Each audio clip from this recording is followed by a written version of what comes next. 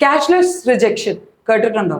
നിങ്ങൾ ഹോസ്പിറ്റലിൽ ചെന്ന് അഡ്മിറ്റ് ആവുന്നു, ട്രീറ്റ്മെന്റ് തുടങ്ങുന്നു. അപ്പോഴാണ് മനസ്സിലാവുന്നത് നിങ്ങളുടെ ഹെൽത്ത് ഇൻഷുറൻസ് കമ്പനിയും അഡ്മിറ്റ് ആയ ഹോസ്പിറ്റലും തമ്മിൽ ടൈപ്പ് ഇല്ല.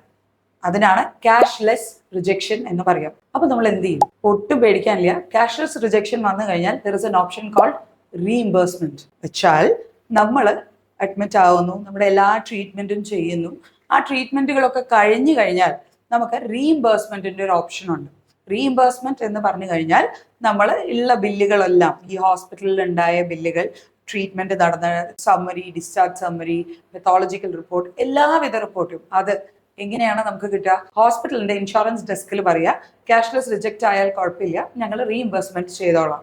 അപ്പോൾ അതിനുള്ള ഡോക്യുമെന്റ്സ് തരാൻ പറയണം. അപ്പോൾ അവർ എല്ലാ ഡോക്യുമെന്റ്സും നിങ്ങൾക്ക് കറക്റ്റ് ആയിട്ട് തരും. അത് നിങ്ങളുടെ ഏത് ഇൻഷുറൻസ് കമ്പനിയാണോ അവരായിട്ട് സംസാരിച്ച് നമ്മൾ ക്ലെയിം സബ്മിറ്റ് ചെയ്യുക. റീഇംബേഴ്സ്മെന്റ് ക്ലെയിം എന്നാണ് അതിന് പറയുക.